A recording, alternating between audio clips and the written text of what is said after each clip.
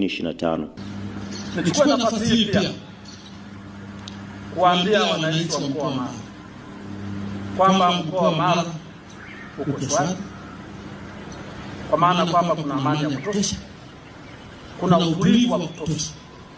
kuna usalama wa kutosha. Na kwa kusema hivyo, kama kuna utulivu wa kutosha,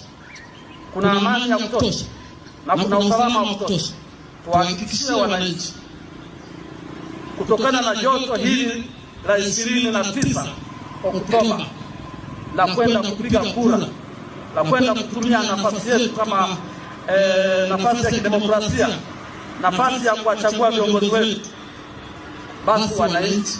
waende kwa amani kabisa, asubuhi na mapema saa 2 kamili waende kupiga kura kwenye vituo vyao walivyojiandikisha vya kupigia kura, maeneo yale mliojiandikisha.